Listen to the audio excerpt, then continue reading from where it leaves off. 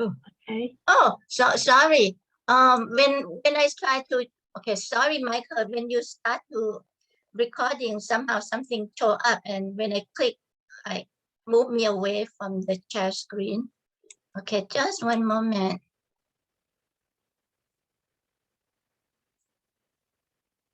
Okay. Good. Yeah, thank you. Okay.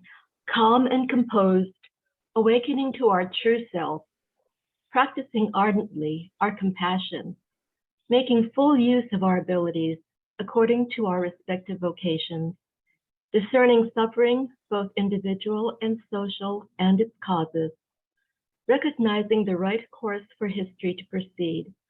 Let us join hands as kin beyond the differences of race, nation, and class. With love and compassion, we vow to bring to realization humankind's deep desire for liberation by making every effort to create a world that is peaceful and joyous. Yeah. Thank you, Glenda. Okay. I want to, in particular, welcome Bishop Eric Matsumoto, one of our advisory board members, and we're very happy to have you, Bishop Eric. Thank you for coming. My name, for those of you whom I haven't met, is Michael Kieran. I'm the teacher at the Palolo Zen Center and also the Maui Zendo, and I'm the current president of the Hawaii Association of International Buddhists, or HABE as we fondly call it. HABE officially came into being in January of 1992 with the adoption of its bylaws. The purpose of the organization is clearly stated in the preamble of the bylaws. It reads as follows: "We, the Buddhists of Hawaii, seeking to represent all Buddhist schools and traditions, agree as follows: to foster friendship and understanding among all Buddhist groups, to secure solidarity among them through realization of the essential unity of all Buddhist schools, to promote the development of spirituality for improving the quality of life among Buddhists, as well as humanity as a whole, and to organize programs for the achievement of peace and harmony through Buddhism's benign spirit of loving kindness, compassion, sympathetic joy, and equanimity, and the pursuit of happiness and well-being for all humankind."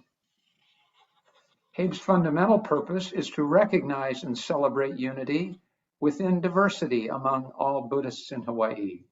And this is the 30th anniversary of the official founding of HABE this year. But HABE's beginnings extend back almost 50 years to the early 70s. HABE volunteers are currently researching available documents and archives to accurately document all those involved in HABE's formative phase from the early 1970s through 1989. And also the organizational phase in 1990 and 91, when HABE became incorporated and received 501c3 tax-exempt status, and the contemporary phase of HABE from 1992 to the present.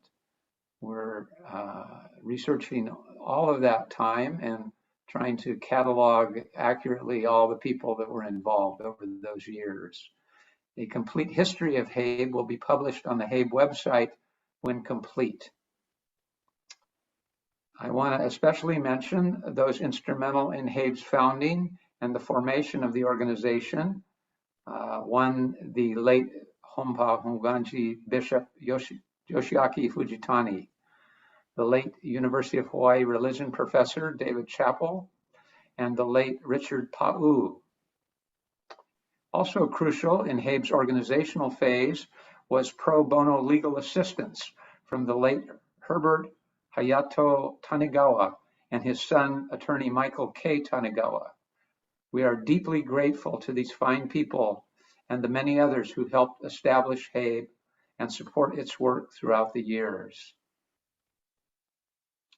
Today and for the last 30 years, HABE is and has been an active organization of individuals with diverse Buddhist backgrounds coming together to get to know one another, learn the rich and varied practices of our different Buddhist traditions, and promote spirituality and well-being for all humankind. In this HABE's 30th anniversary year, we especially invite you to join HABE and support our work. The easiest way to do this is to visit HABE's website. That website is hawaiibuddhists.org. If you go there and click on the button that says Join HABE in the upper right corner of that homepage, you will be able to easily join our work. And I thank you very much for doing that. Welcome, Nikos. Good to see you. I think a few other people have joined in. Porni will now tell us about our program today. Okay, thank you, Michael. As Buddhists, we know very well from the teaching that birth, aging, sickness, and death are normal things that no one can avoid, even the Buddha himself. Bhante Bhikkhu Candana and his assistant Dhammadinna has been worked diligently to offer this program, especially to recognize this month, July, as a very special month for Theravada, because it's the month that we recognize the first teaching of Lord Buddha. As I mentioned, no one can avoid sickness. And because of the Chanta and Viriya of Bhante Candana, he tried every day, every hour, try, okay, I will come in and if I can have energy to speak. And however, we do have plan B in case that we cannot avoid this illness that he encountered recently. So he would join us through the YouTube or the same teaching on the sermon. Is a little bit long, and I already have it in chat or the information about Bhante, and also I will remember to email to all of you who attended this afternoon, and even people who signed up and couldn't come in, to be able to listen to his throughout each of the video about the first teaching. You will find out for yourself, because I spent time last night listening to both of them.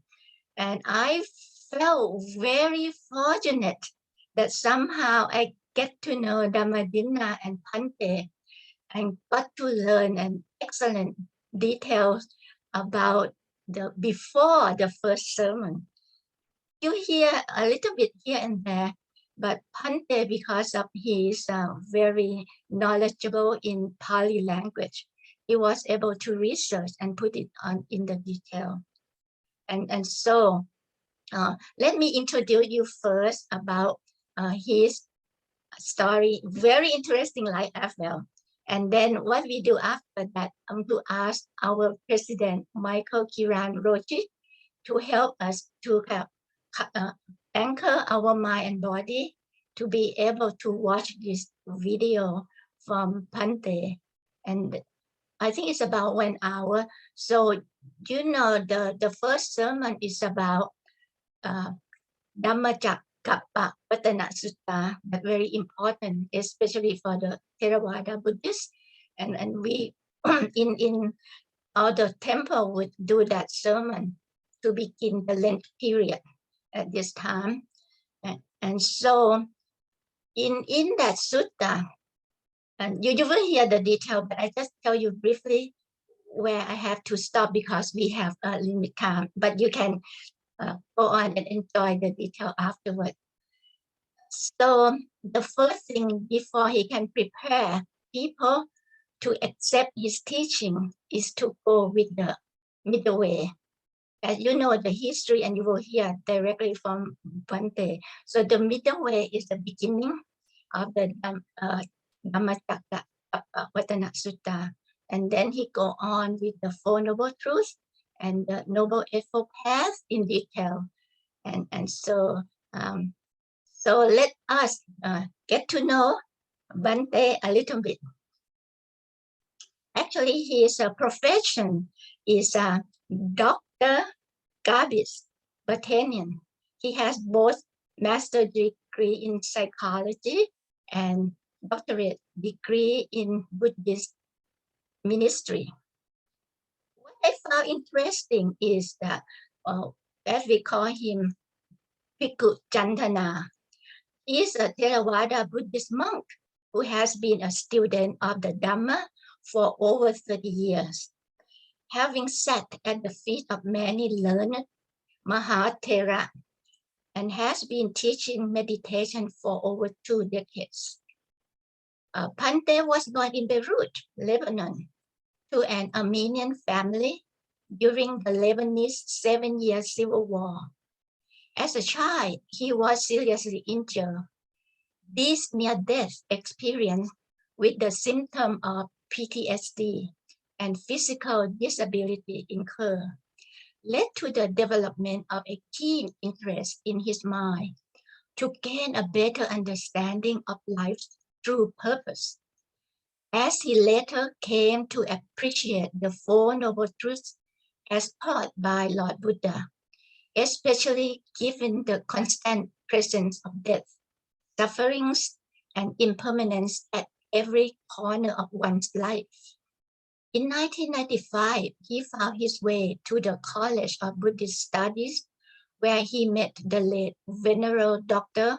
Hawanpola Ratanaksara, who introduced him to the Theravada Buddhist tradition and became his preceptor, giving him the name Candana.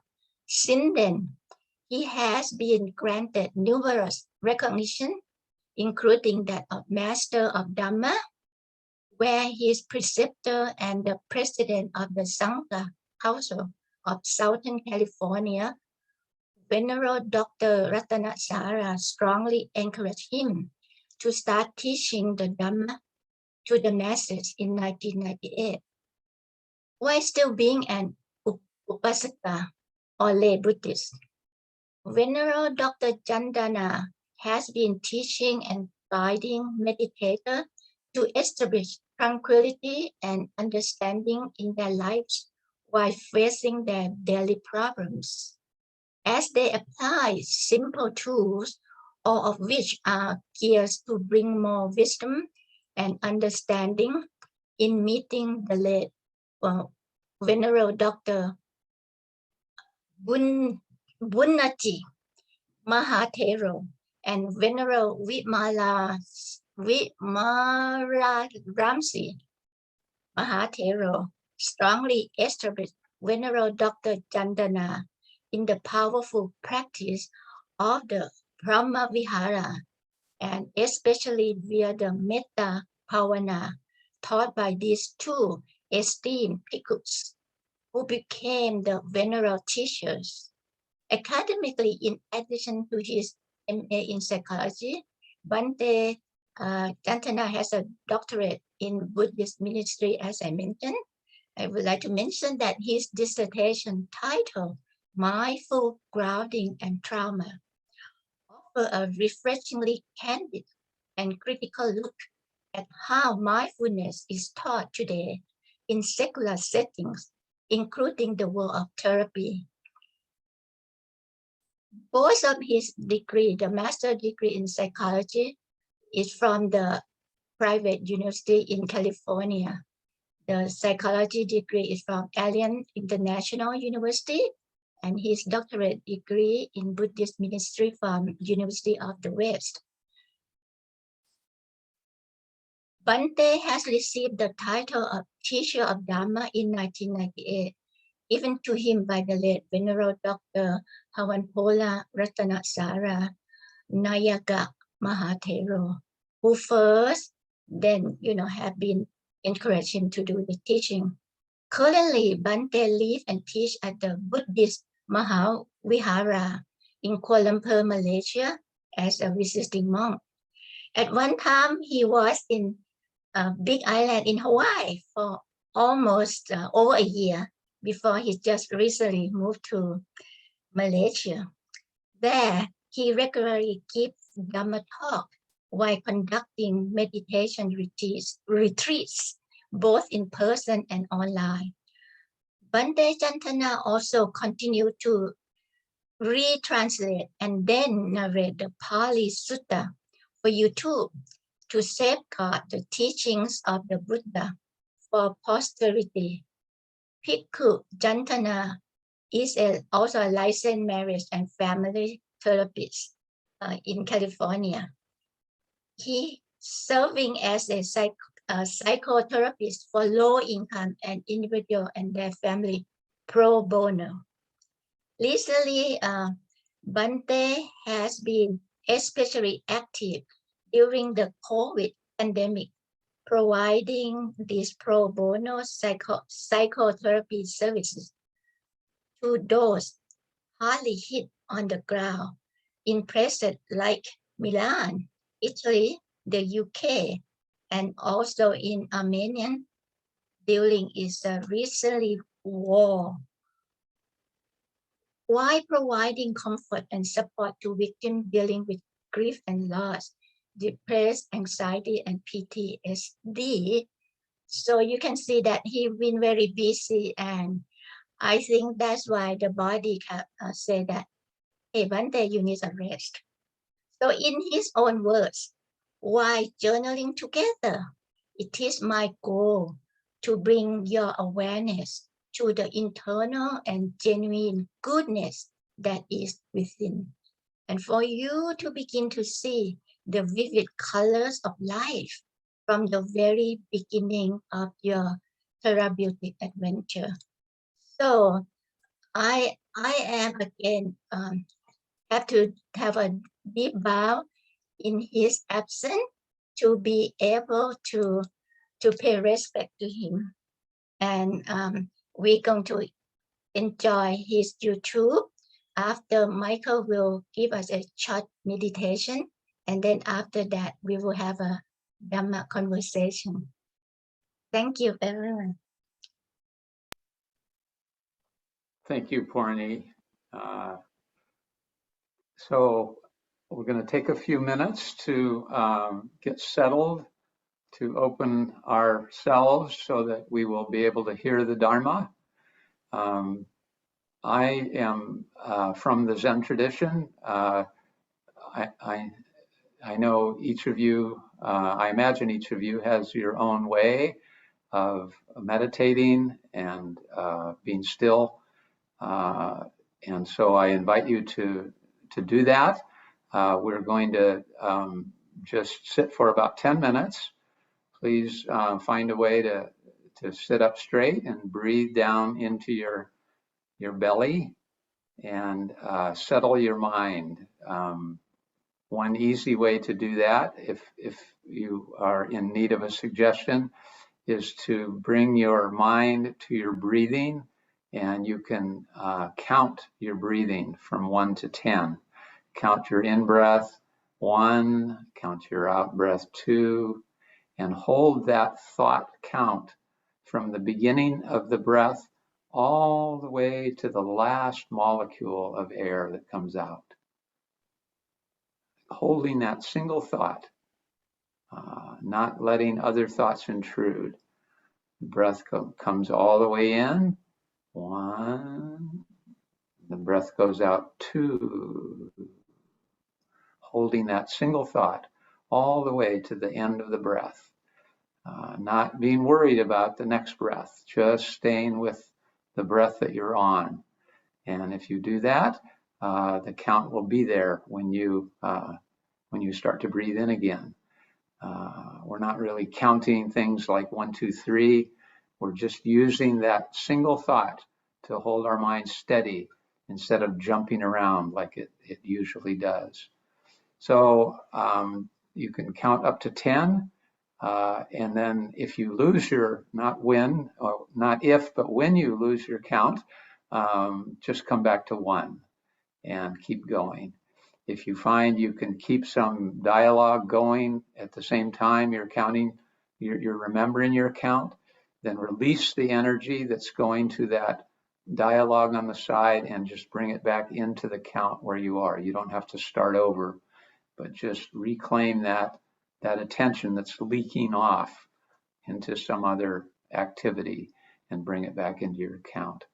I'll ring 3 bells to start us and 1 bell to finish up. Enjoy your sitting.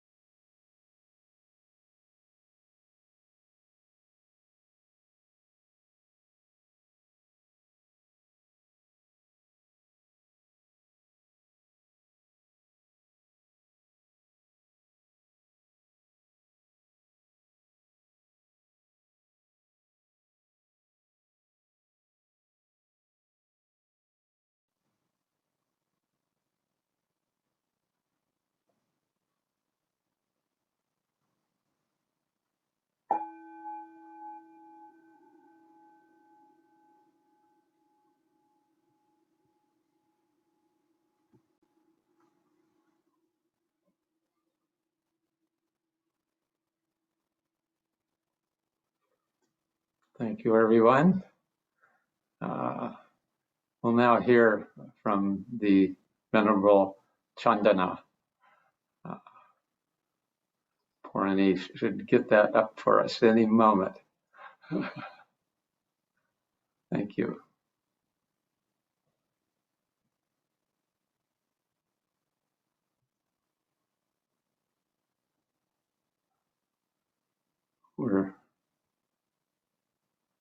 You're muted, Purani.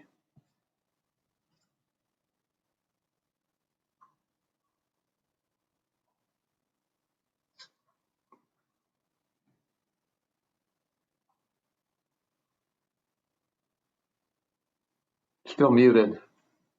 Okay, yeah, just There one we minute. go. Okay, now I can see the Zoom tab. Okay, so this one is as I mentioned earlier, is which will give you a very good detailed background after the Lord Buddha became enlightened and how he go about where to offer his first teaching. And then it's one day have all the interesting detail, and because we have a time limit, and so we will stop the video for everyone just about after the middle way that he mentioned, and then for the detail about the Four Noble Truths and the Eightfold Path, please continue to watch it at your own leisure time. I already have all the information for Bhante on chat, and if you don't know how to copy the chat, I will try to email all the information.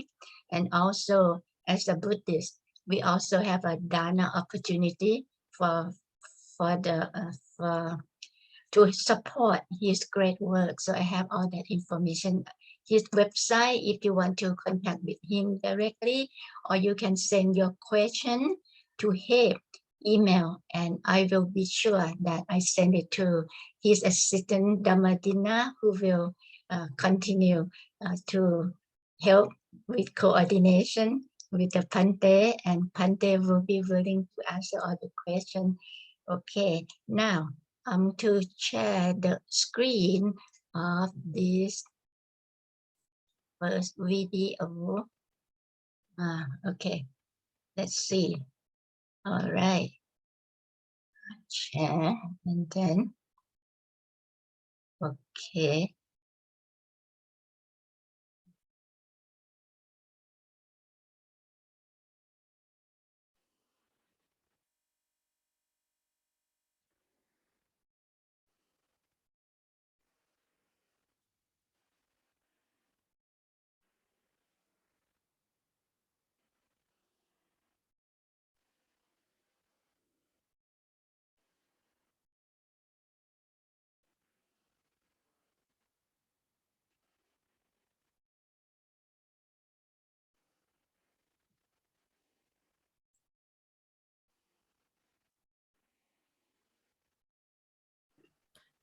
I think it is muted. If the video, perhaps it's only for me, or So for everyone. No sound. Oh, no There's sound. Oh, separate button, I think, to click for the sound. There's a okay. share. There we go. Just one moment. Okay, just one moment. I thought that. Okay, just one moment. One moment. I practiced this with Steve earlier. Oh, sorry for this. To stop sharing.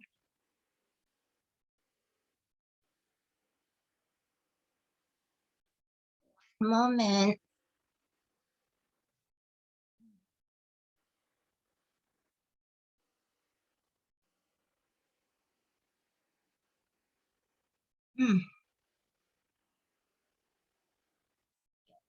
Let me stop the video first. My apology. all our IT experts are not available, so I thought I already tried with him and set it already, but I guess I have to reset it again. Just one moment.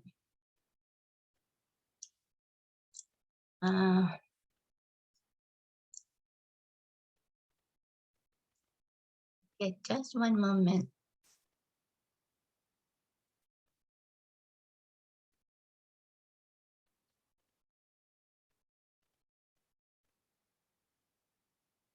Okay. See. So let me follow the step again that Steve.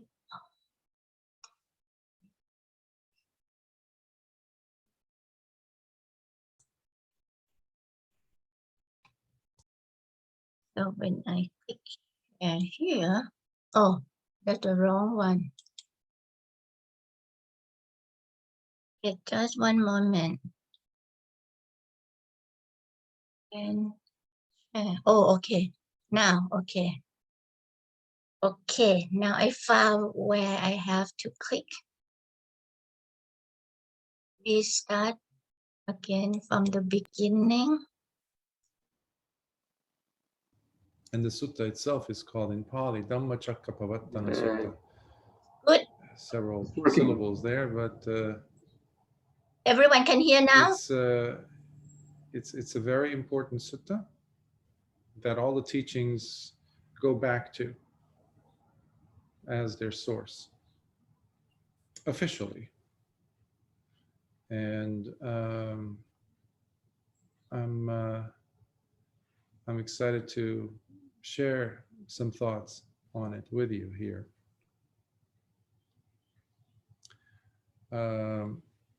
But first, we must,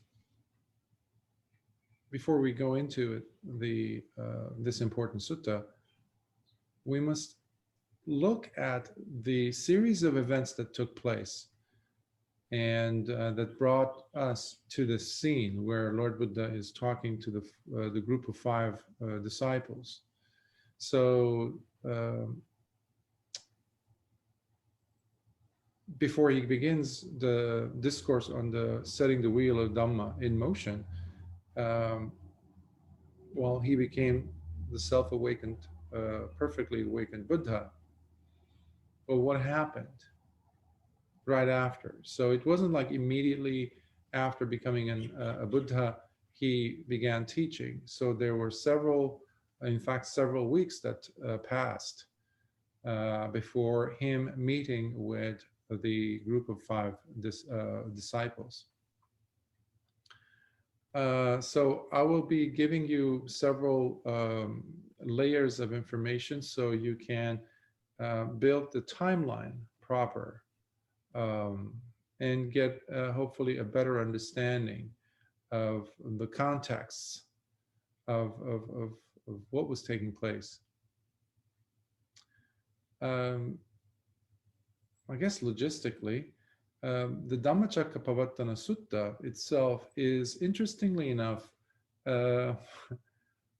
positioned inconspicuously in a vast library of suttas within the Samyutta Nikaya, even though it happens to be such a major teaching. Obviously, one would expect it to be somehow perhaps in the long discourses, or the Digha Nikaya, or the middle length discourses, or the Majjhima Nikaya, which are a lot more prevalent in people's minds. They get to come up a lot in Dhamma talks, Dhamma discourses, simply because there's so many other very prominent suttas within these collections or nikayas. But scholars have always wondered about that. And sometimes some people say, well, there were other teachings that were given first, and then later on, when bhikkhus, arahants were asking Lord Buddha, Bhante, what was the first teaching? Or what was this? So sometimes some scholars say, well, there were other snippets of teachings here and there, but this is where it got to be more formulated properly. And so the jury's still debating on that between scholars, but you know, we always take what they say with a bucket of salt anyhow, the scholars, that is. So here in this sutta, we see the laying of the groundwork for everything that follows for the next 45 years of Lord Buddha's teaching, where the Four Noble Truths and the Noble Eightfold Path come to be clearly demonstrated, clearly explained.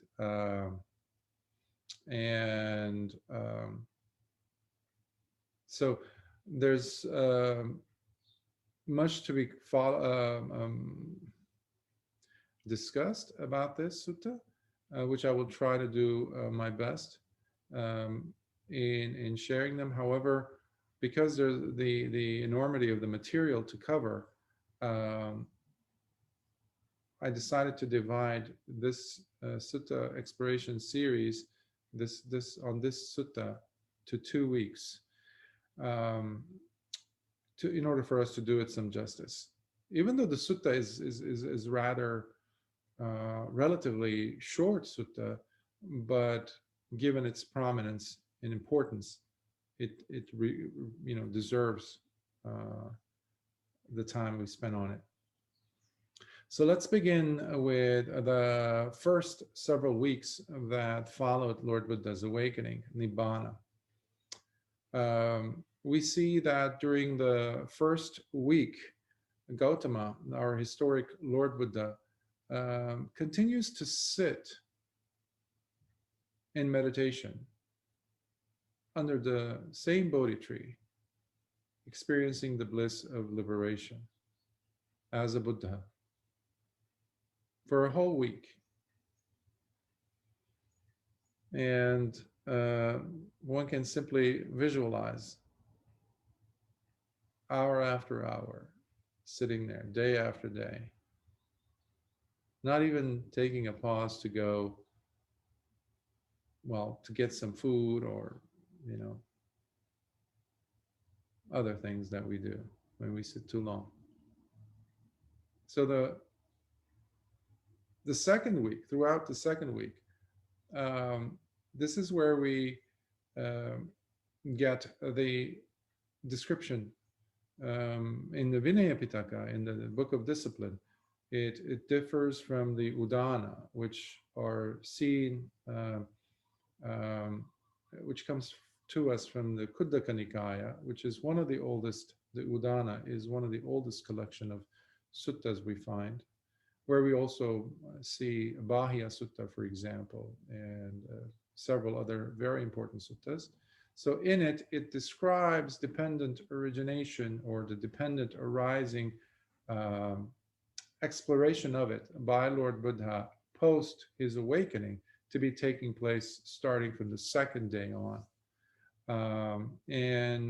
So there is a difference in the timeline as to where we go to look as our sources, whether it's the Vinaya commentary or Vinaya itself or the Udanas. So if we go by the Udanas, we see how Lord Buddha reflects on dependent origination, or paticcasamuppada, in the direct order. If A happens, then B. If B takes place, then C, etc. And that is what we call, I think I mentioned it before, anuloma.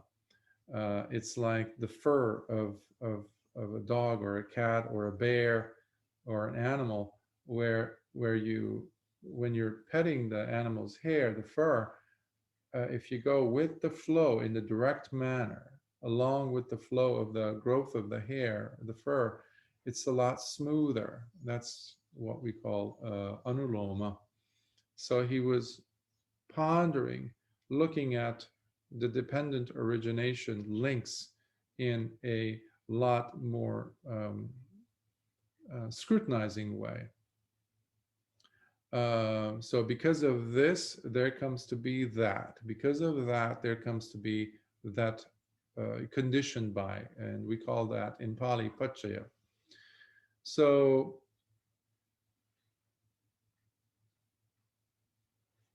Other commentaries say how Lord Buddha during the second week was standing with eyes open,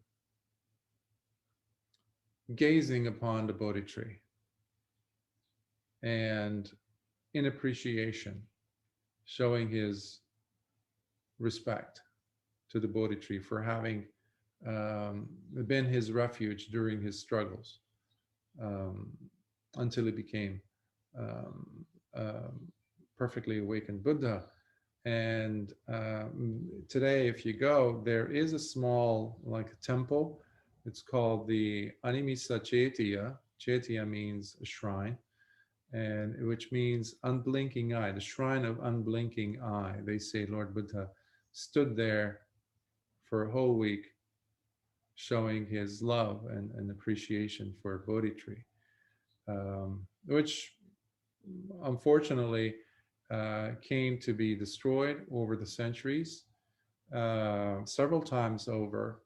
And in fact, I think it's the 8th or the 9th generation. Basically, 8 times it has been destroyed for various reasons, and invasions and jealous queens and all that. But eventually, well, fortunately, one of the graft was taken. I guess a sapling was taken from the original Bodhi tree, which was sent to Sri Lanka, and we still have the offspring of that Bodhi tree in the city called Anuradhapura, in a little bit north of the capital of Sri Lanka, and it's beautiful to go. There's only few trunks of it left, but it is still flourishing with leaves, and it's a very holy place if you ever get a chance to go. So we do have the direct descendant there of the first Bodhi tree that Lord Buddha paid respect to.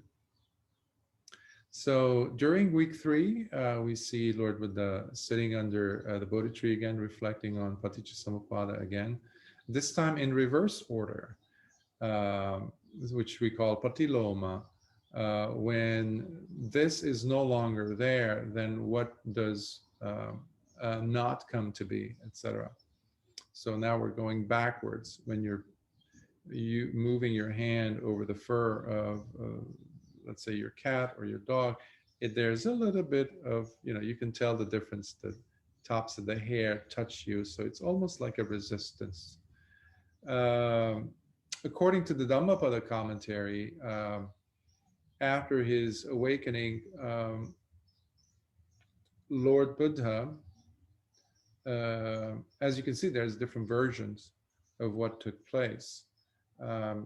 So I'm just presenting you the dominant, accepted, at least by several, groups, as to what took place. There is a place as you walk into Mahabodhi temple, where the place of awakening is, Lord Buddha. You will see these old, ancient, what looks like the remainders of columns or lotuses that were carved out of marble. And those come to us from Emperor Ashoka, who came 300 years later after the Buddha's death, who found the place of his awakening and laid it out. Now, why the lotuses? These are huge, about a little bit over a foot and a half, let's say, about 16, 18 inches. And so you have these still on the ground.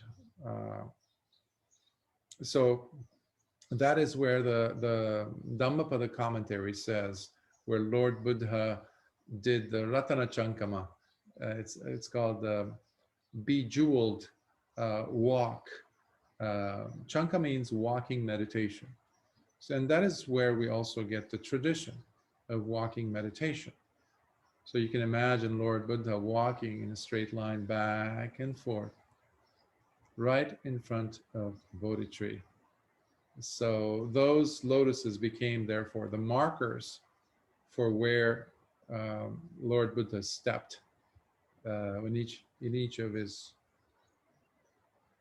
Buddha steps, if you will.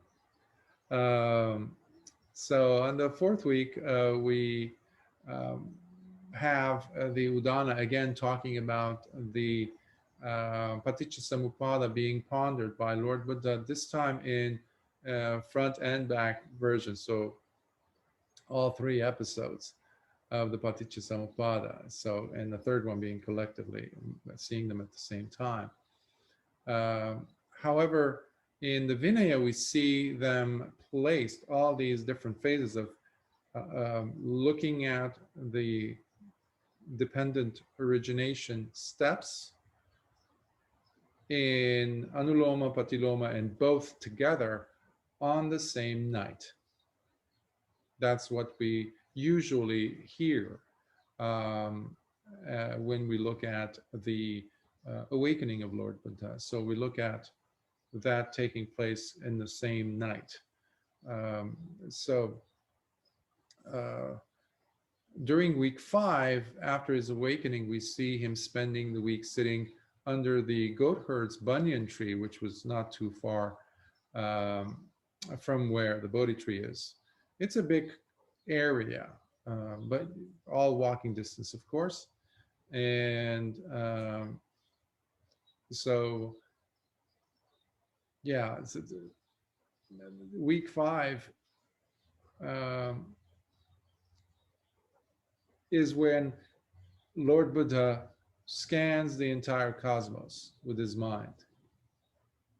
Because so far he had been a student of different techniques, but now during the last portion, after leaving Uddakaramaputta, he had made the decision that neither of these other teachers' guidance was the way to Nibbana.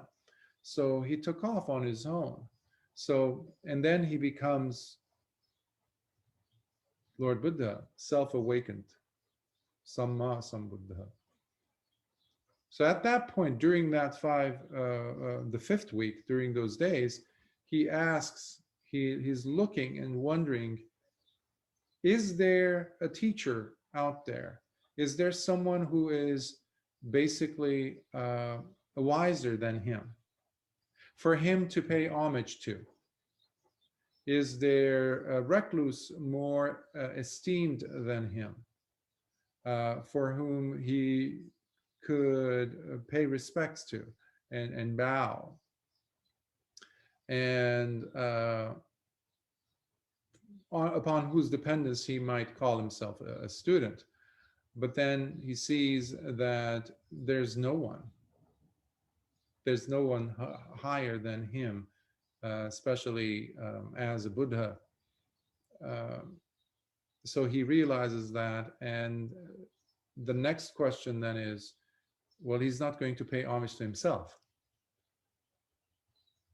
His realization of the Dhamma itself, the Dhamma becomes the thing to pay homage to.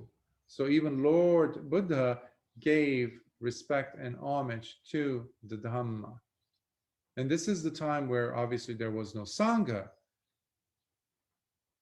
There were no community of bhikkhus.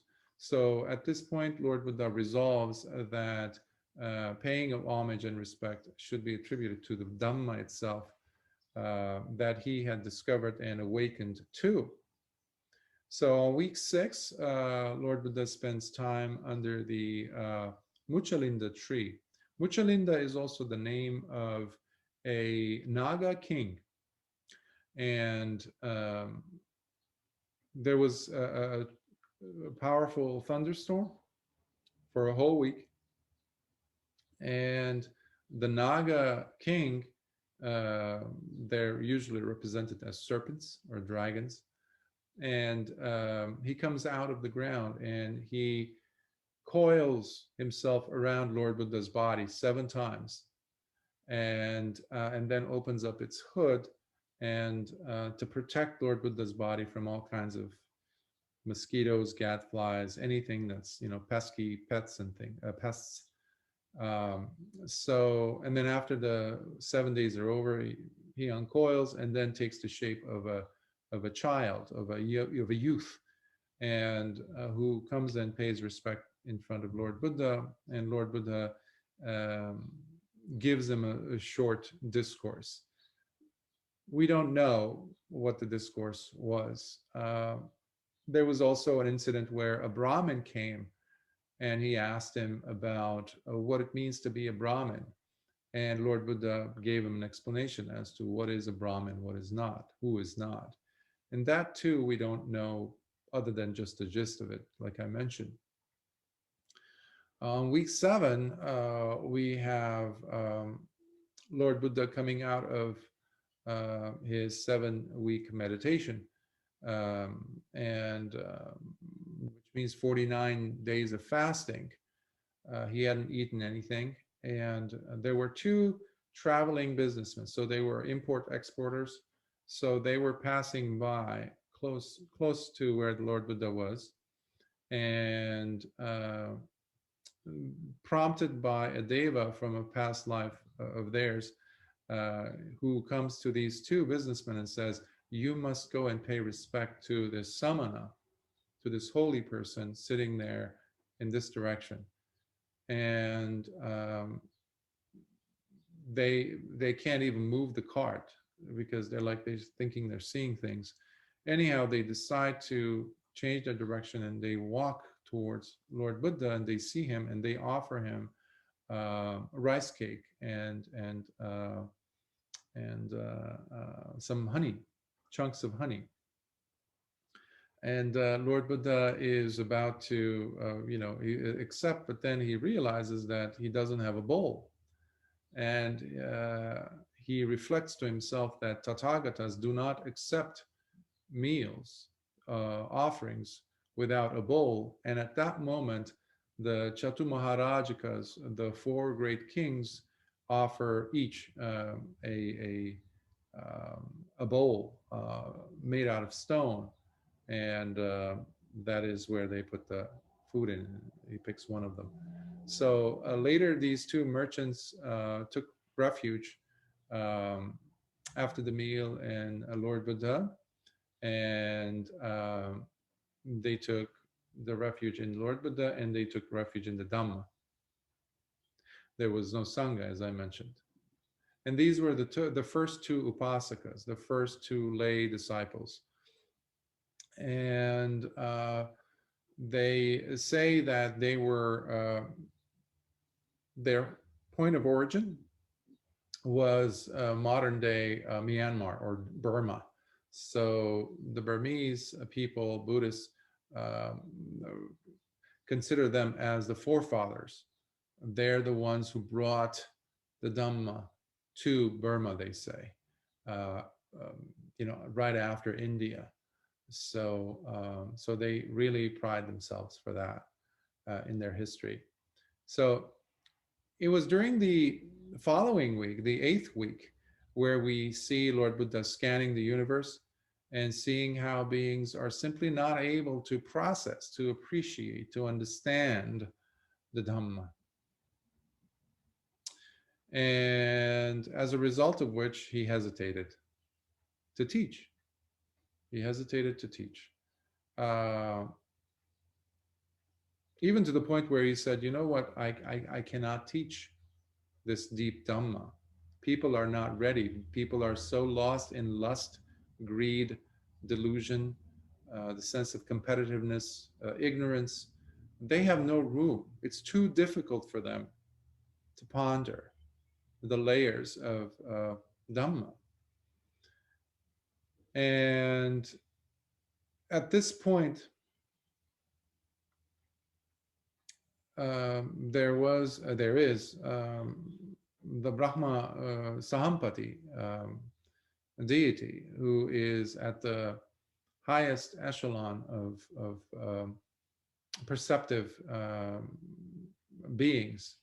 Brahma Sahampati sees in his mind the thought that Lord Buddha is reflecting on, meaning where his sentiments that, you know, I cannot teach this, so it's much better for me to just stay quiet. So he realizes the dire situation and immediately appears in front of Lord Buddha and arranges his robes properly, and he bows in front of Lord Buddha and says, please do declare the Dhamma.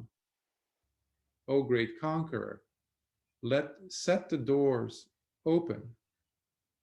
Open the doors, open the gates for the Dhamma, because there are many, many beings with little dust in their eyes. Amongst all those beings who have very thick layers of dust, meaning lost in ignorance, but there are those who will appreciate, who will understand the Dhamma, and who will understand the subtle Dhamma. Please. And by the way, Brahma Sampati was also an Anagami, and he had been the student of the previous Buddha, Lord Buddha, previous to Gautama the Buddha, meaning Buddha Kassapa. We have 6 Buddhas listed in the Digha Nikaya, and he happened to be a bhikkhu who had attained the level of Anagami, or a non-returner. If you recall from previous talks, I mentioned Anagamis are reborn in the pure abodes. So he happened to be the highest among them, and because of his connection to the Dhamma. So he shows up and he's beseeching on behalf of all of us to have Lord Buddha reconsider him not wanting to teach. And yeah, and he mentioned, and this is in connection to what was taking place in India at that time as well, because Dhamma as such, as a word, not necessarily as truth, had many, many derivations of it, meaning wrong views, wrong interpretations of it, even at the time of Lord Buddha. If you go to Jainism, if you go to the Vedas, if you go to other Samana traditions, everybody was talking about Dhamma here, Dhamma there, etc. But Brahma Sampati mentions to Lord Buddha how there are many wrong views in the world claiming to be the true Dhamma, but all of whom are based on wrong view and based on ignorance, that all lead to sorrow, pain, decay, death, and rebirth incessantly. He says, please, now is the time that the deathless gets to be revealed, as tasted by Lord Buddha himself. And Lord Buddha, being the pragmatic teacher that he was, he scans the world, the cosmos, to see whether this is true or not, whether there are beings with little dust in their eyes, dust being layers of ignorance. And he does indeed see that there are quite a number of beings in the world with little dust, along with those lost in ignorance. And then Lord Buddha beautifully states to the Brahma god Sahampati, he says, open is the gate to the deathless. That means, then so be it, I will teach the Dhamma. And Lord Brahma Sahampati is so jubilant, so happy that he says, I have helped the Dhamma to be proclaimed. I have helped. And he's so happy. And he pays homage and he circumambulates Lord Buddha and he leaves. Some commentators have mentioned how the gesture shown by Brahma Sahampati, who happened to be the carrier of the previous Buddha's dispensation, having been a bhikkhu and an anagami, of that dispensation of Lord Buddha Kassapa, predecessor to Lord Gautama Buddha. By him coming and being a intermediary, some type of a bridge, a liaison, he connected both Buddha's dispensations together. So he linked them up. And that's why this is an important event. And some people have said, well, how can he be a Buddha and still hesitate? Isn't that why he showed up on this planet as a bodhisattva, wanting to help beings to, come out of suffering? Well, every single Buddha has gone through that stage, they say, of hesitating to teach. And there's always been apparently a Brahma Sahampati type of a presence coming in and to beseech, representing all of us, on behalf of all of us, to ask Lord Buddha to teach. And there is also a custom where Lord Buddha, whenever he taught, it would have to be instigated, asked for by the listeners. To this day, some teachers do not start giving a Dhamma talk until there is a proper invitation to give a Dhamma talk.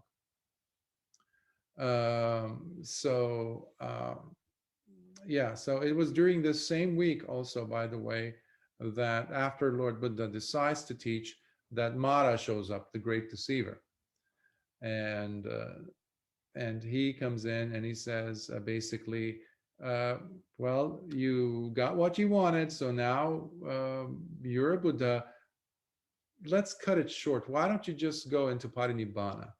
Why don't you just, die, basically? End this life, because this life is never going to give you that satisfaction. Instead of going about and teaching others. And so there is an interesting dialogue that, in verses between Mara and Lord Buddha, and that is in the Mara Sangyutta from the Sangyutta Nikaya, the connected discourses dedicated to the discourses related with, rather, Mara. And Mara says, at the end of it, the verses, Mara says, just like a group of people who pull out a crab from a lake or water and a river, and they chop off its limbs, the crab no longer has the ability to go back into the water. That's exactly how I feel. This is Mara, because he threw whatever he had at Lord Buddha to no success. And then he sits there under some tree and is like lamenting over his situation, because many, many, many people are going to end up seeing the Dhamma and attaining the same level of awakening as Lord Buddha, Nibbana. And he's not going to be able to do anything about it, to deceive them from cutting loose from samsara. At that point, the suttas say how 3 of his daughters showed up, Tanha, Arati, and Raga, that are craving delight and passion or lust. And they go and they see their father, and then just like, okay, we say father and daughter, obviously, symbolically, but they go to seduce Lord Buddha in different ways, and Lord Buddha just sitting there. So they do in different phases and different embodiments, lustful representations. And he just sits there, completely ignoring them. And then he tells them that there's no way that, a samana who has reached that level could ever be deceived by their tricks. So now Lord Buddha starts to look around and says, well, who can I teach now? Who would be the perfect people ready to take the subtle Dhamma? And obviously he first thinks about his first teacher, Alara Kalama. And right at that moment, as he thinks of him, because he realizes that his teacher had a pure heart, and he would be a perfect candidate to take the Dhamma. And at that moment, the Devas, tell him that 7 days earlier, his previous teacher, Alara Kalama, had died, and now was reborn in the realm of nothingness, which is a very subtle state of a realm where the person or the being who is reborn there is non-percipient. So it's a realm of nothingness. So Lord Buddha couldn't even communicate to him telepathically to teach him the Dhamma. And that realm is about 60,000 Mahakalpas in duration. And 60,000, I think, yeah. Mahakalpa is like the 4 stages of kalpas. Think of it like the Big Bang, prior to the Big Bang after the Big Bang, expansion, and then it reaches that climax. There is that pause, that's also a kalpa, and then the contraction, which is also a kalpa. So you put all those 4 stages, you get a Mahakalpa, vast, almost incalculable time period. So 60,000 of those, that's how long Alara Kalama was going to stay there. So a wasted opportunity? I think so. And then he says, okay, then how about Uddakarama, the second teacher? And immediately he realizes, because the Devas tell him also that teacher had also died the night prior. And he had been reborn in the neither perception nor non-perception realm, which is the highest. Because of their jhanic training, by the way, if that becomes the person's refuge, their go-to state of so-called liberation as they see it, then that person will look to that state as they're exiting this realm, this body.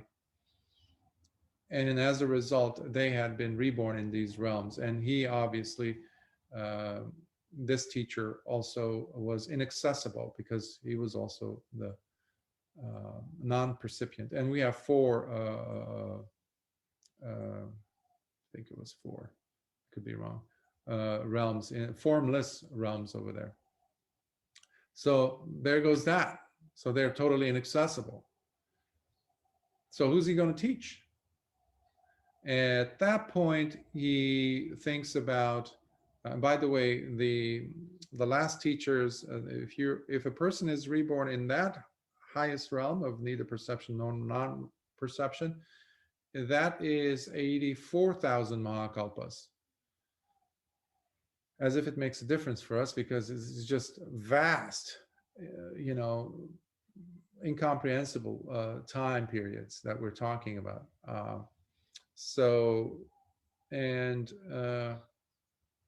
Lord Buddha thinks about who should he think next as students for him to teach. He immediately sees the 5 disciples, the 5 who had left him, because they thought that by him refusing to do the ascetic practices, the torturing of the body, etc., as luxurious treatment, meaning he had gone back to living a life of passion and all that, as a prince as he was. So they took it to that extreme, and they left him, even though he tried to tell them that, no, this is, if the body is that broken, if you're that close to death, then Nibbana cannot happen. There cannot be any awakening taking place. But they refused to see that. So they walked away from him, and he ended up cleaning himself up and eating and regaining some of his strength back to be able to sit. So at that time, the 5 disciples were at Isipatana, in Sarnath, which is close to Varanasi. That's the biggest city. Varanasi, it's also called Benares. Today it's called Varanasi, I believe. And it was at the Deer Park. And there is today a big stupa there built at that location. So despite the fact that it was such a long way from where he was in Gaya, Bodh Gaya, and that's pretty far, like hundreds of miles, I think. And he could have easily teleported himself, but he didn't. And some people have wondered about that, like why would Lord Buddha walk all the way there? And well, Upaka, that's the name of a person. He was an Ajivaka. Remember the Jains, naked ascetics? He was a naked ascetic. And some scholars argue that it was because of this person whom Lord Buddha ended up meeting as he was walking all the distance back to Isipatana to meet the students. And here is where we find the first time Lord Buddha declaring his awakening to a human being. And this is a very monumentous moment because Upaka was watching, was observing his Lord Buddha's walk. He was he was mesmerized by his footprints first, and then looked and gazed, and he followed him for some distance. And then he stops him and asks him, "You're no ordinary being. Who is your teacher?" And he says, "I don't have any teacher." He says, "Are you a god? Are you a human?" He says, "I'm neither." Well, if you're now no one's student and no one is your teacher, who are you? He says, "I am the one who has gone beyond. I am Lord Buddha." So this is a very crucial time period in the Sasana. So he says, "I am the Jina." Jina is a conqueror and the awakened one. So the only Arahant in the world. Well, at a time period when the giant leader Mahavira was claiming that he was an Arahant or a Jina, and others, there were 6, 7 teachers like that, especially in Rajagha, that area of India. So we been Upaka, let's say, lack of faith and all that, and you're already following some other teacher, and you see this person claiming to be blatantly the Buddha, publicly announcing it, we can see that sometimes it doesn't land so well. So Upaka just shakes his head. In India, people shake their head like this. It's like, yeah, sure, whatever. And he has that kind of a response, and maybe he rolls his eyes as well, and he just turns and goes the other direction, avoids Lord Buddha. It's like, okay, this person is out there because he's too self-confident, perhaps, to him. That's how he might have been perceived. And he just says, "Sure, friend," and he walks away. But we can look at it as what a wasted opportunity. Imagine you are the first student to come across Lord Buddha. This is it. And now we see that Lord Buddha walked 142 miles to see this guy, to meet him on the way, because he could have easily shown up right there in the middle of Isipatana in Deer Park, but he didn't. And in the Digha Nikaya commentary, we see that in fact Lord Buddha was giving an opportunity to Upaka, who walks away, and Lord Buddha goes to Sarnath to meet the 5 disciples. Now, just briefly about Upaka. Upaka who was a Jain, and he was a naked ascetic. And on the way back to the village, he meets this woman, and he falls in love. And soon enough, he leaves the holy path. He leaves being a recluse, and he tries to persuade the father, who was a hunter, and basically he marries her eventually. And but his mind is still thinking, he's always dwelling on that encounter with Lord Buddha. And he says, Gina, that Gina, I have to go. And his wife, to the point where starts making fun of him. And Lord Buddha eventually sees his mind, Upaka's mind, and while he is already in Savatthi, and he tells his students, if somebody comes and asks for the Jina, bring him to me. And Upaka leaves his family. He becomes a recluse again, and he comes straight away to Savatthi looking for Lord Buddha. And they bring him to Lord Buddha, and he is ordained, and soon enough he becomes an anagami and dies, and on landing in the pure abodes he becomes an arahant.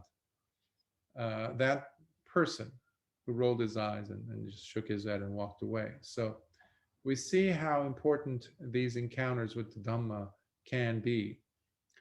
By the way, Chapa, his wife, also leaves her life and comes and becomes ordained as a bhikkhuni, and she becomes an arahant while living. So interesting backstory I wanted to share with you, so that we just don't look at the Dhammacakkappavattana as in a vacuous environment. So in the Mahavagga, we see, which is part of the Vinaya Pitaka, we see how the 5 disciples, meanwhile, as they see Lord Buddha approaching, they quickly talk amongst themselves, and they say, well, when Siddhartha, they call him Siddhartha, when he comes, we're not going to show him respect. We're not going to set his seat properly. We're not going to get water for his washing of his feet. We're not going to go and help him with his bowl and his robe. Now, they had treated him like that because they had been his students. However, as he gets closer to them, that allegiance, that telling themselves we're going to do this or not do this, that falls apart, because immediately each of them rushes to Lord Buddha. One carries the bowl, one takes away his outer robe, and the other one sets water for him to wash his feet and puts a towel next to him. The other one sets his sitting place in order, and they sit. But you can imagine what might have been going on in their mind. So first, Lord Buddha is speaking to them, saying to them that the deathless has been attained. The gates of the deathless are open, and he has realized it, and he has come to teach them the Dhamma. But they use the term avuso, which is, in Pali, it means friend, which you don't say that. You say that to someone who's your equal, but you don't say that to the teacher, or in this case, Lord Buddha. So they repeat this 3 times, and Lord Buddha in the first time says, please don't use the word avuso, and because I am no longer that person. And they pretty much ask him, well, when you were with us doing the exercises and the things that we were doing together, the practices, you were not gaining any of those lofty states. What makes us think that you have reached them? using those lofty states because we're still there and we haven't tasted them. So they're using their own logic to understand. So this goes on 3 times, and they 3 times they're refuting him, basically accepting him. So there's passive aggressive behavior there, even though they helped him with the bowl and the robe and the water, but you can tell that they are still resentful.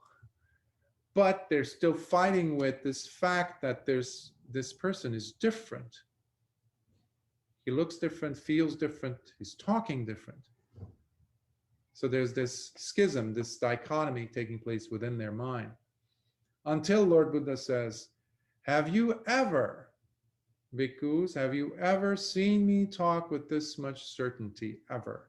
Have I ever declared to you that I have attained in the past what I claim to have attained now? Have I ever expressed to you that? And they stop and they say, no, Bhante. Immediately the avuso turns to Bhante. So that is where the transition happened. They do a 180-degree turn in their approach, and they again accept him as their teacher. And now they're ready to listen.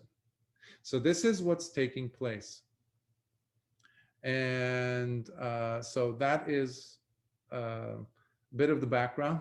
I know I've taken a good amount of time, but it's well deserved, I think, for this sutta. And let's begin. This is what I personally heard.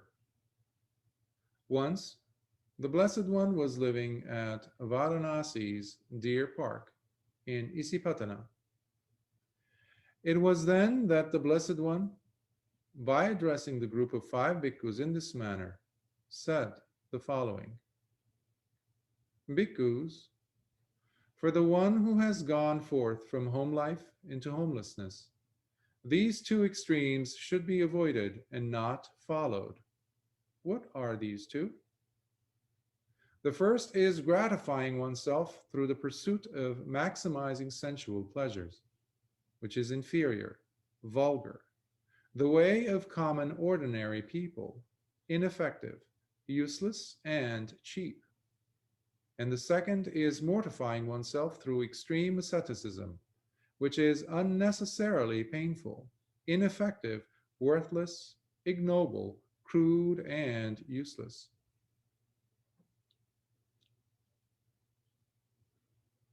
This is the way that Lord Buddha is addressing their accusations, which led them to walk away from him. Because they thought that he was now, when he was Siddhartha still, that he was now choosing a hedonistic lifestyle again, turning his back on the spiritual path, the holy path. This is how there was. It was either, it was all or nothing, basically, and their thinking, their approach. And they were thinking that he was becoming, again, a slave to his senses. This is important because in India at that time, especially, even today, not just in India, of course, but around the world, we see that the spiritual path, in order for it to be seen as legitimate, oftentimes has, maybe it's not even spoken out loud, this tendency in people's point of view of what it means to live the spiritual life, that the body must also be tortured, that somehow you need to deprive yourself of, for example, clothing, right? The ajivakas, or torturing yourself in some type of abnormal, really, really unnecessarily painful lifestyle, simply to show that you have turned your back. And Lord Buddha is saying, no, that's an extreme as well. My life previously was an extreme hedonistic lifestyle, but this one is also an extreme. It does not have to be so. Here we see the prelude, the beginning of what Lord Buddha is talking about, and the path itself, which is Majjhima Pada, which is the middle path.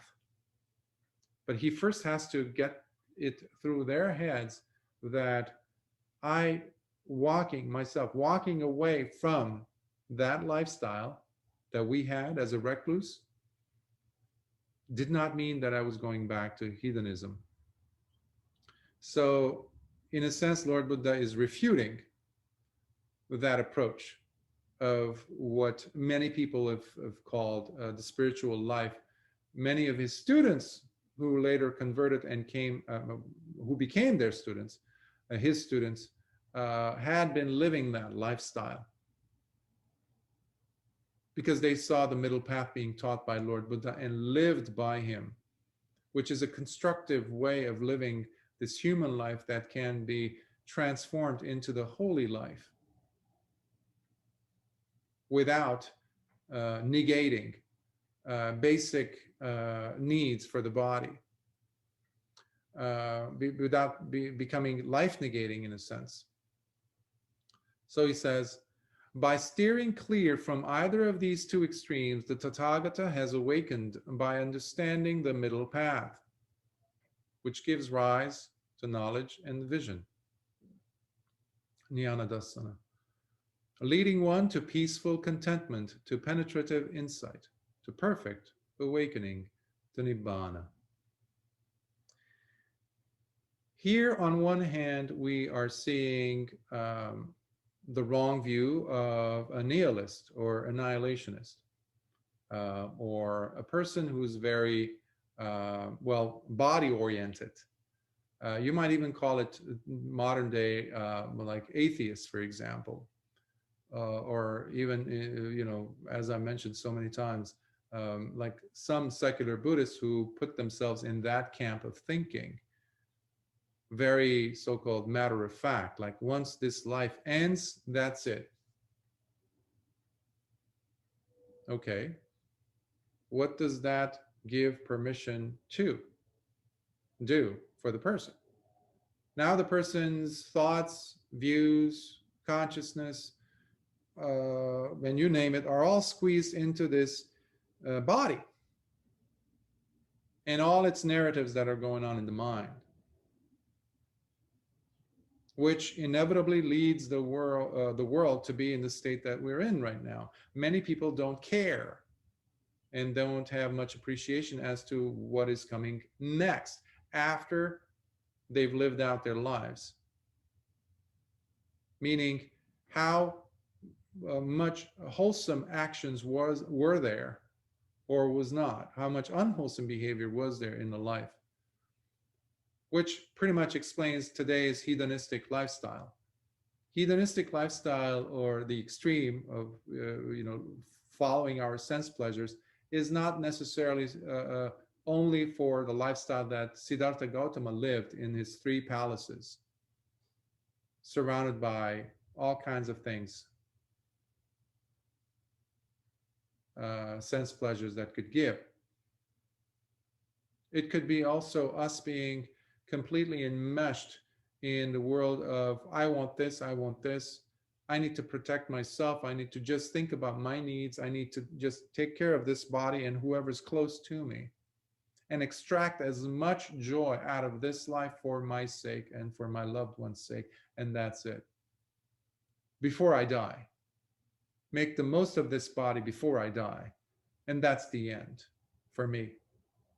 That's how most criminals, most politicians, most world leaders and whatnot, whoever's running this planet right now, are thinking. Because there is no sila. So basically, whatever you can get your hands on and not get caught, good for you. That's the annihilationist, the nihilist view, because they don't see anything beyond. Okay, that's one view, which is one of the wrong views. Now, the second one is the counterpart of this. First one is the Eternalist view, which looks at the body as something that needs to be tortured. This is where we were talking about the separation between spiritual life, holy life, and this body. And they look down upon this body. Even getting a good cup of coffee or tea is looked down upon as being too, lost in sense pleasures and even hedonistic, or getting a comfortable bed, not extravagant, luxurious or something, just nice, comfortable bed with comforters, something like that would be seen as over the top, luxurious, hedonistic. So that is also because they want to torture the body, crushing it to the point where they say, by me exposing myself to this much torture now, I will be getting eternal life afterwards. So that is the other extreme. That's why we call it the Eternalist view, the one who is not living here in this life for the sake of the future, some heavenly birth or whatever, and sacrificing this life and what they can do with it while living the middle and being on the middle path. Buddhism, at least in its earliest form, is then in between these two extremes. And because it absolutely and explicitly rejects these two extremes of practices.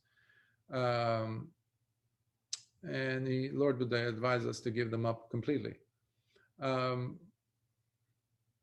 So he's trying to get us out of the ignorance by showing us that it is not a matter of sensual appeasement or glorifying the body or gratifying our worldly existence, nor by just rejecting the body and finding or giving ourselves the chance to one day find enjoyment in another realm. As you see, there's a lot of correlation with other religious practices, as in the case of Christianity and Catholicism.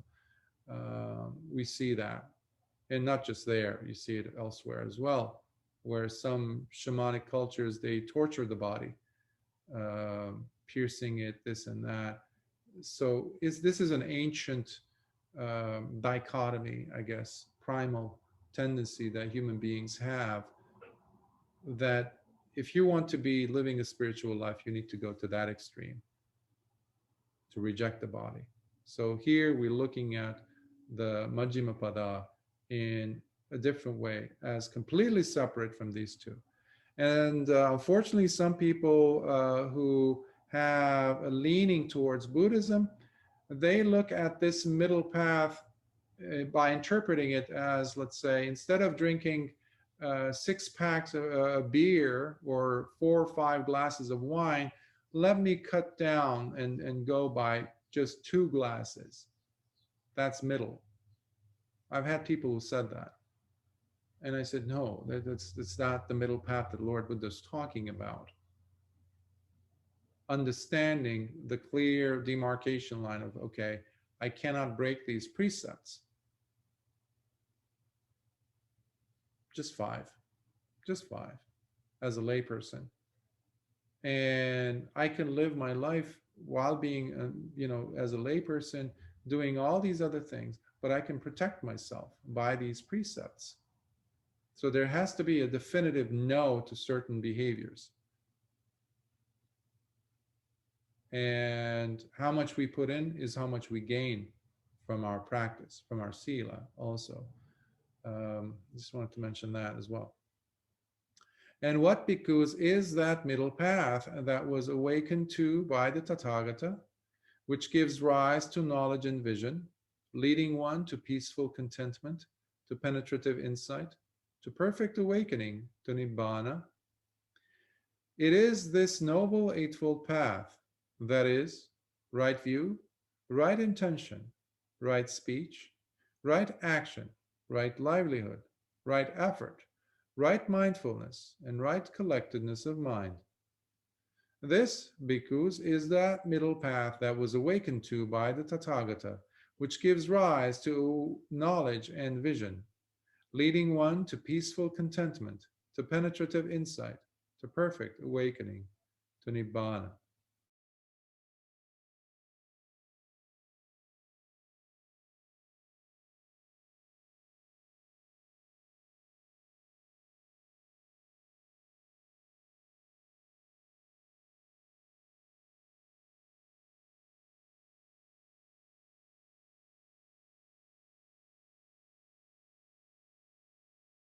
view.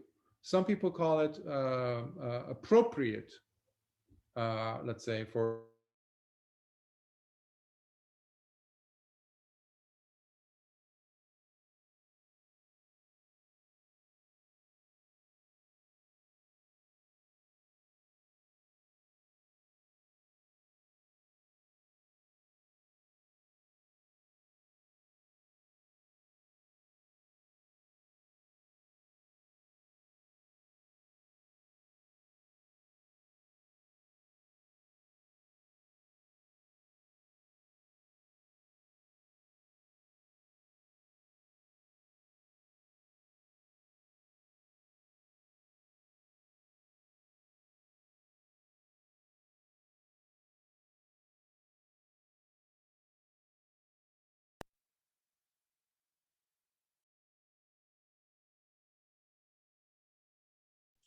Okay.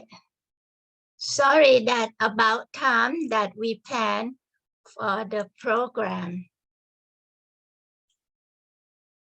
Okay, my apology is we a little bit beyond the time because his teaching is just so captivating, and I thought that it's a good time to stop at a certain point. So we have maybe about, if you can stay a little bit longer, about 10-15 minutes to do the Dhamma discussion. And as I promised that we end at the middle way, and then he will go on with the Eightfold Path, and then that will be continued on the link that on the chat that I will email everyone as well. So at this time, if I could invite anyone who would like to begin the Dhamma conversation, any point that you would like to discuss. I'm sorry, you know, it's just like when you watch a K-drama, suddenly to be continued. Okay, so this is because I know I've been usually I don't watch movie twice, but I've been listening to this all night, and again this morning. I really enjoy his storytelling very much. So I hope you are the same. So who would like to begin?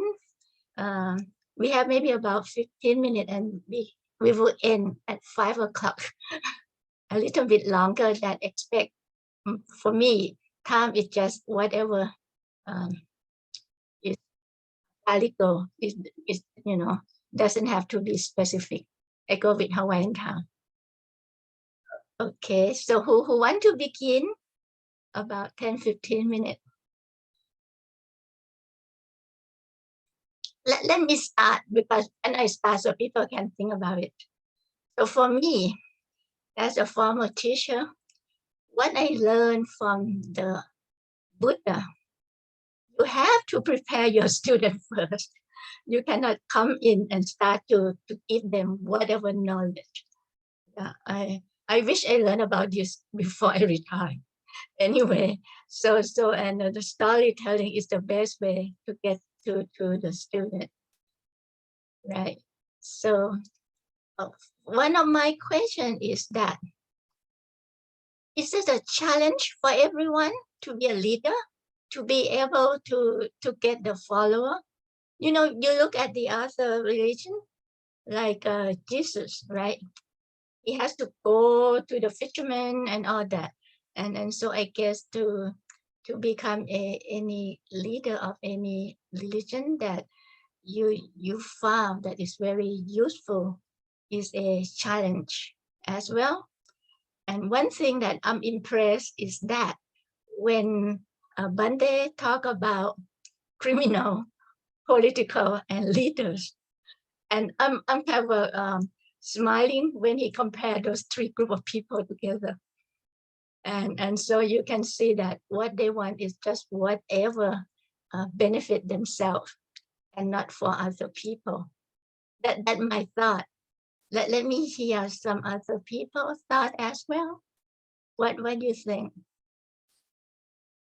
Please unmute yourself and come on.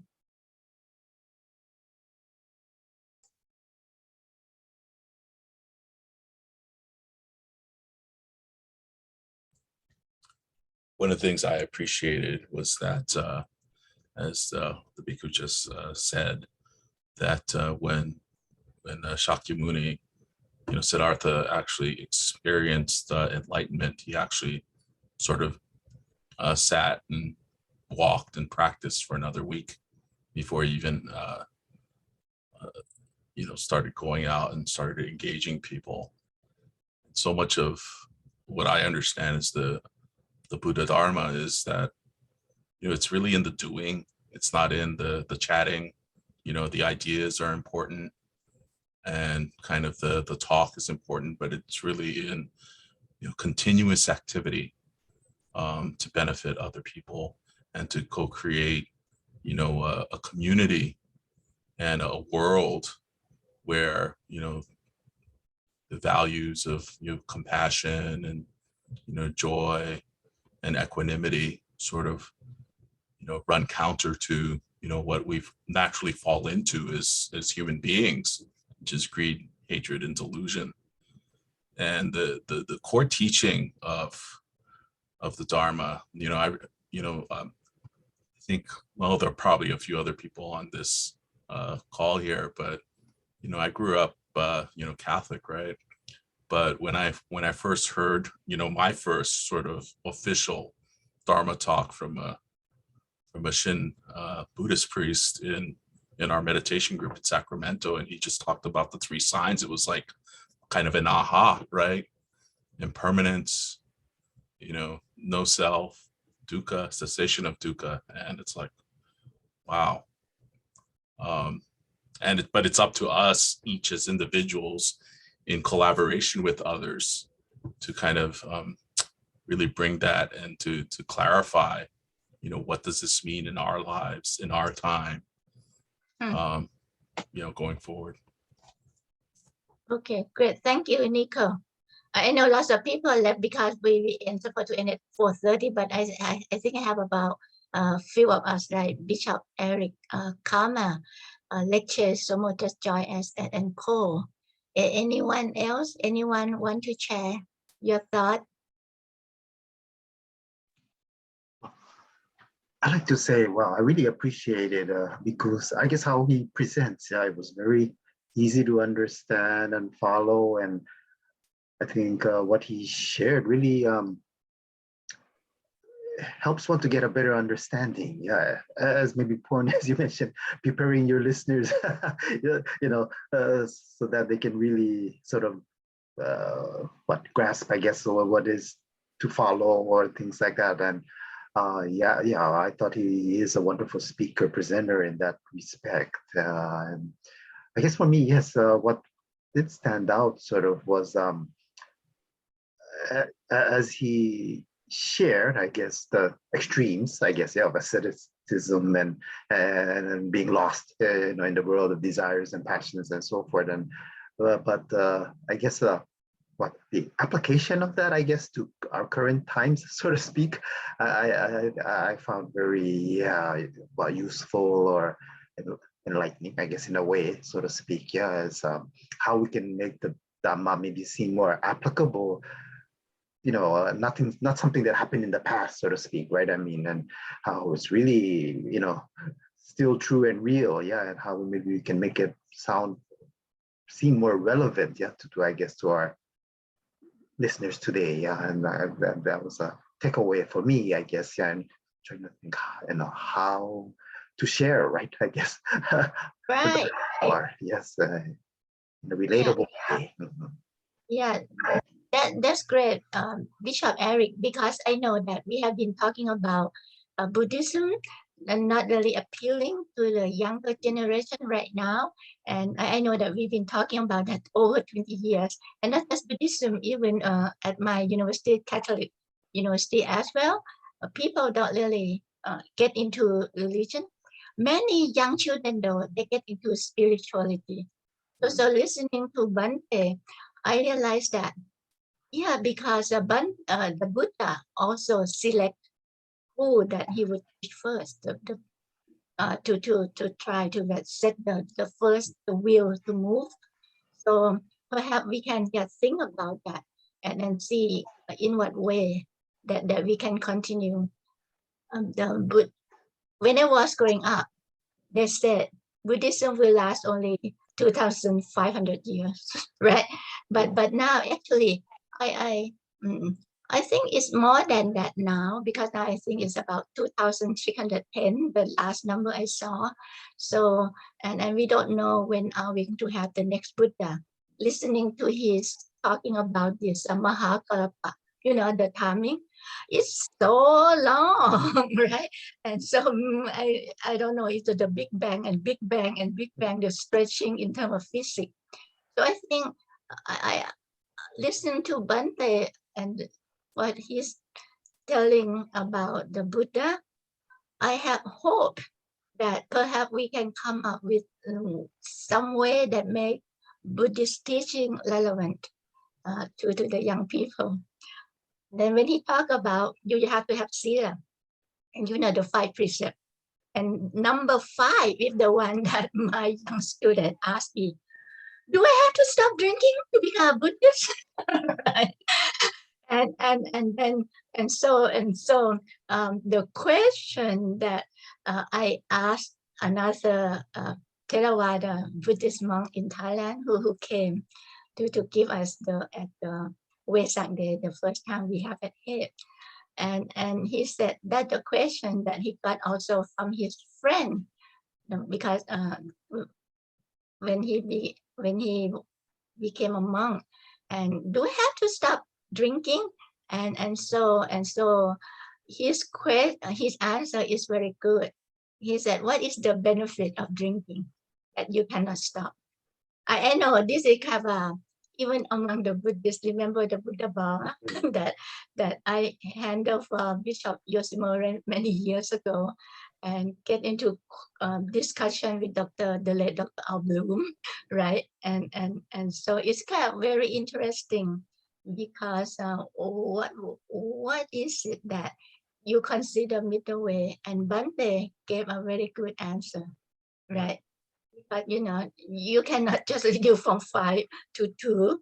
I mean, the medical doctor, they use my PCP always use for the middle way, and then they limit the woman can drink about 5 hours of wine I think a day or something like that, and men is 2 a day, just only 5 hours. It's a small glass, Nicholas. Okay. Anyway, and so it's kind of okay. I kind of okay. Try to see if you're going to go with the 5 precepts, the sila, and you have to have a strong mind. The chanta and viriya is very important as well. So it is good. And during this Lent period for the Theravada now, from July 13 until October, about 3 months is the Lent period. And so many of my friends who cannot practice not drinking, every year he stopped drinking for 3 months. Okay.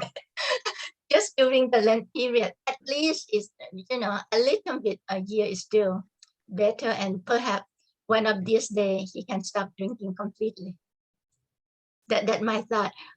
We have only Karma, lecture, and call. So before we end it about 5 o'clock already. Thank you for staying with us. Karma, lecture, and call. Anyone want to have anything before we close it down?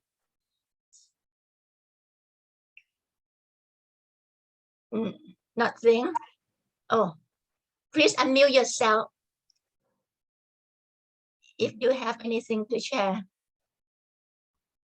Okay, cool. Oh, it's me, Ken Okimura. Oh, okay.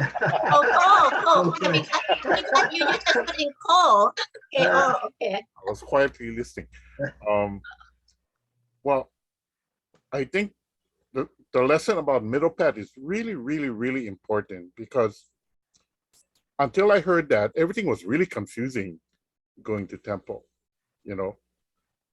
Well, I'm Hongnaji, like Bishop Eric, and growing up as a kid, we have all kinds of different stories we're hearing from Japan and India and China and all that. But one thing that came out in English that real clear was, like, for example, the Reverend said 5 precepts, right?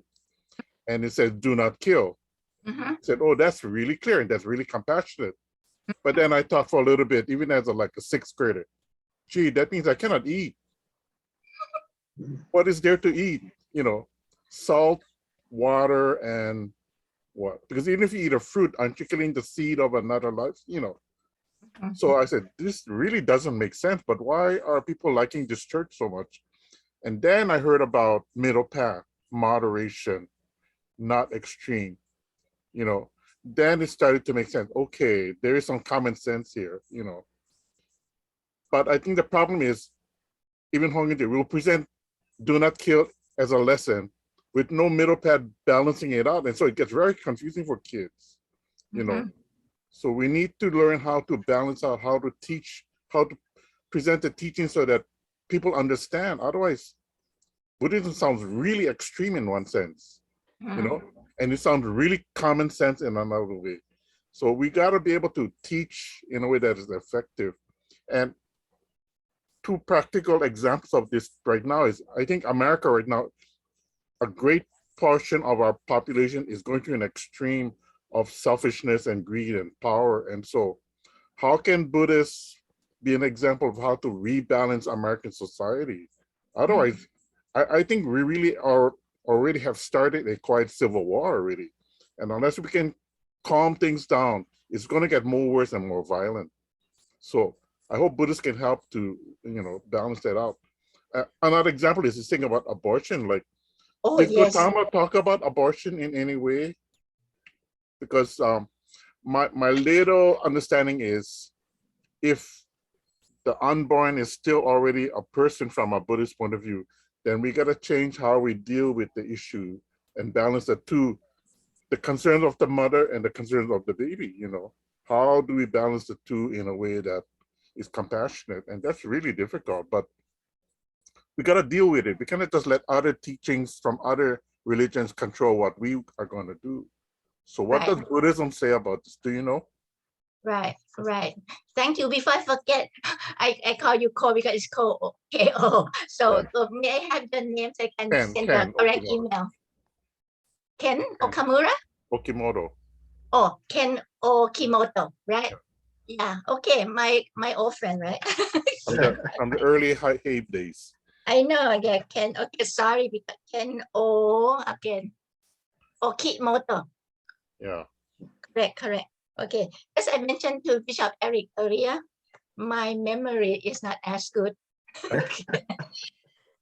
Okimoto. Okay. Thank you so much, Ken. And come a lecture, please join in, so we can And unmute first. Lecture. Unmute.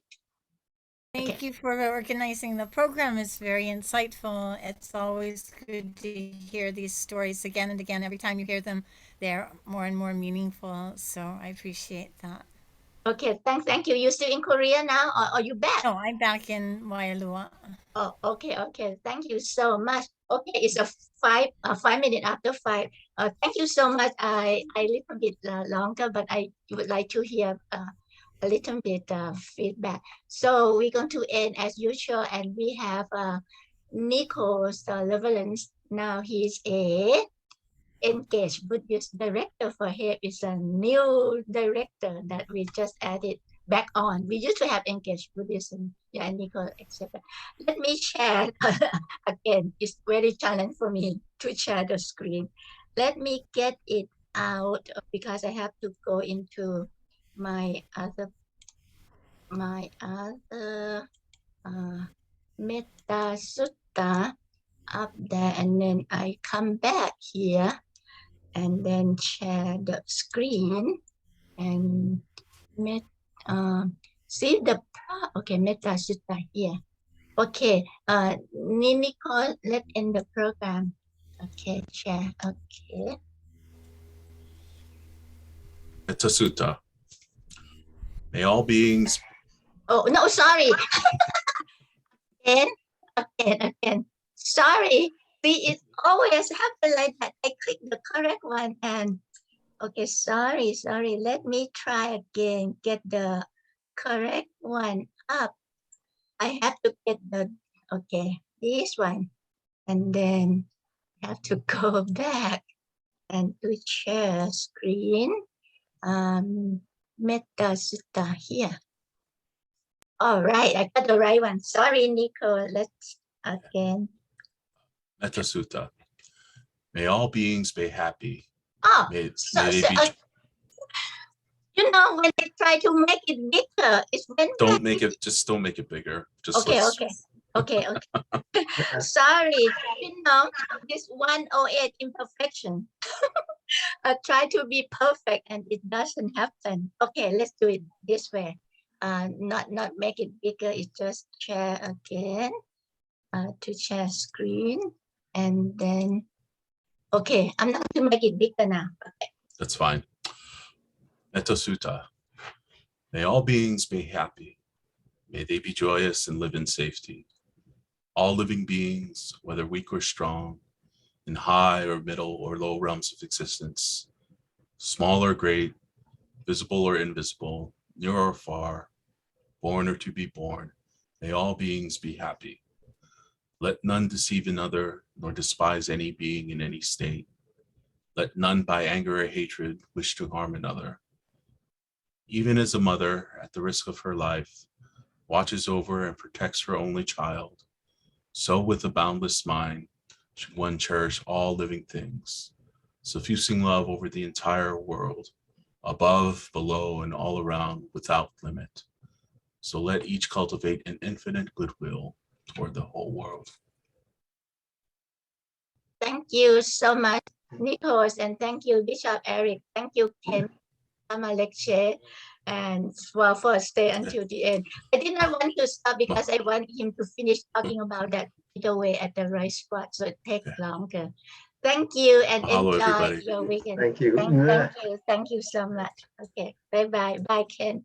Okay, thank you, Bishop and Thank you. Ama. Okay, thank you so much. Okay, bye.